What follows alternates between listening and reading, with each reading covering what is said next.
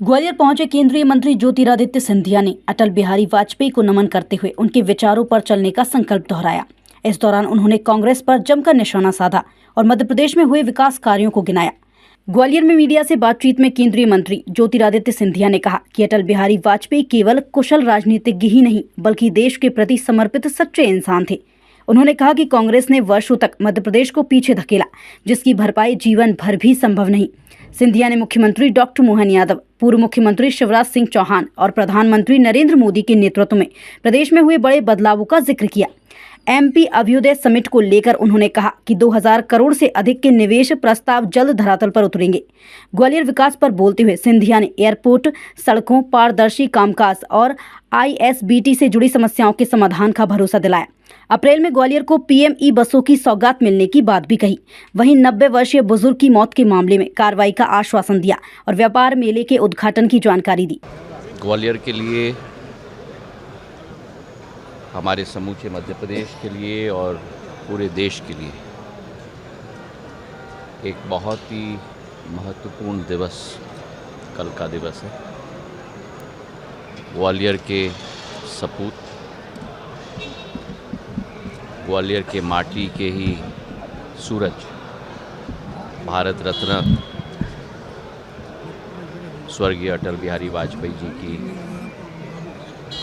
शताब्दी वर्ष की जयंती है। आज शाम को भारत के गृह मंत्री अमित शाह जी ग्वालियर आ रहे हैं। कल अभ्युदय मध्य प्रदेश का कार्यक्रम उनके स्मृति में आयोजित किया जा रहा है और उनके जो सिद्धांत थे,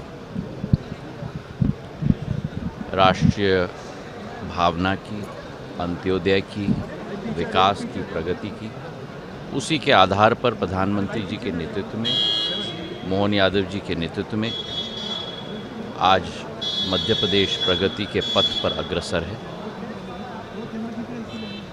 गृह मंत्री जी का स्वागत करने के लिए समूचे प्रदेश की जनता आतुर है और कल का कार्यक्रम भव्य होगा। कल का कार्यक्रम अटल जी की स्मृति में एक नक्षत्र की तरह इतिहास के पन्नों में रखा जाएगा, यही कामना हम लोग करते हैं।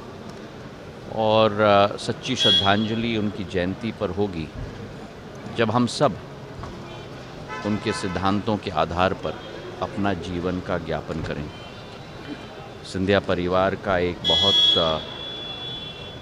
घनिष्ठ संबंध भारत रत्न स्वर्गीय अटल बिहारी वाजपेयी जी का रहा है।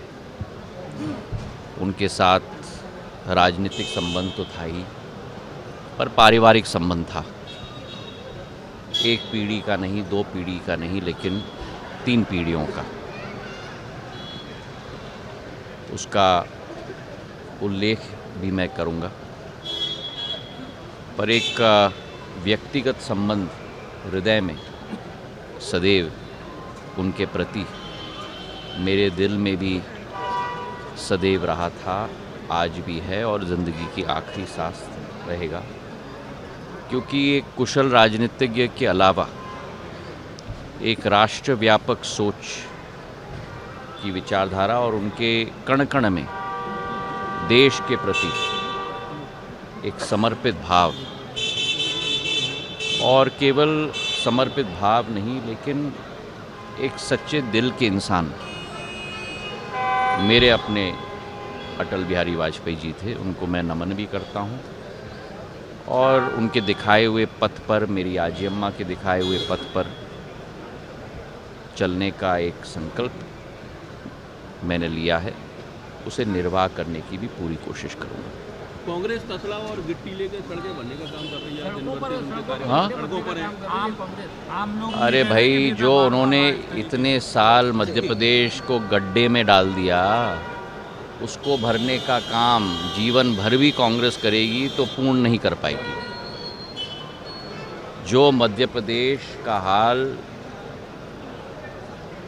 20-25 साल पहले था और आज जो मध्य प्रदेश है, उसमें जीवन आसमान का फ़र्क आ चुका है। हमारे मुख्यमंत्री मोहन यादव जी, उनके पूर्व शिवराज सिंह जी,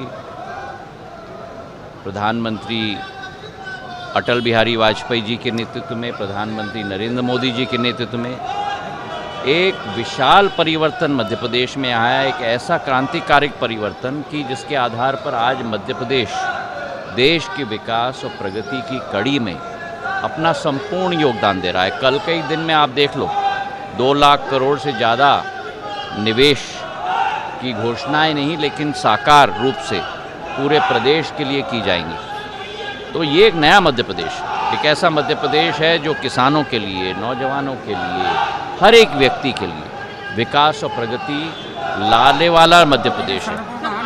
और ग्वालियर की बात करो, जहां आप खड़े हैं, इसी प्रांगण की आप बात करिए, ये अगर प्रधानमंत्री नरेंद्र मोदी जी का बरदस्त और आशीर्वाद ना होता तो ये संभव नहीं हो पाता।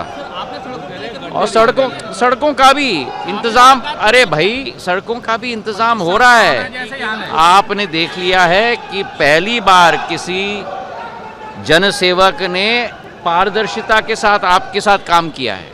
लाल, पीला और हरा सारे आंकड़े आपके सामने रखे हैं और उसमें वृद्धि भी आई है, जो मैंने आपके समक्ष भी रखी थी पिछले समीक्षा बैठक में। और ये समीक्षा बैठक चलती रहेगी, आपके साझेदारी के आधार पे भी इसमें आपका भी योगदान है। और वही एक जवाबदेही आपके समक्ष और आपके द्वारा जनता के समक्ष भी रखी जाएगी, जहां मोहन यादव जी, मैं, सभी लोग एक साथ मिलकर ग्वालियर को एक नया रूप देने के लिए संकल्पित हैं। चाहे स्टेशन हो, चाहे एयरपोर्ट हो, चाहे वेस्टर्न बाईपास हो, चाहे ग्वालियर आगरा एक्सप्रेसवे हो, चाहे औद्योगिकरण हो, हर एक क्षेत्र में चंबल से पानी लाने की योजना हो, क्या नहीं हुआ है ग्वालियर के लिए। पर फिर भी और भी हमें करना है और उसके लिए हम पूर्ण रूप से तैयार हैं। हम पीछे नहीं हटते। आपके सुझावों को लेकर आज मालूम है उसके, देखिए इतना, देखिए आप लोगों को भी ये मत भूलना आप कि आप प्रजातंत्र के चौथे स्तंभ हो। चौथा स्तंभ होने का क्या मतलब है? ये नहीं कि हर बार उठकर जो नकारात्मक काम नहीं हुई उसकी बात करना। जिस छत के नीचे आप हो उसकी तो बात करो। अरे भाई एक मिनट, जो नहीं हुआ है उसकी भी बात करो और जो हुआ है उसकी भी बात तो करो। अब ISBT की बात आपने की। ब्यूरो रिपोर्ट, जनसंचार न्यूज़, ग्वालियर।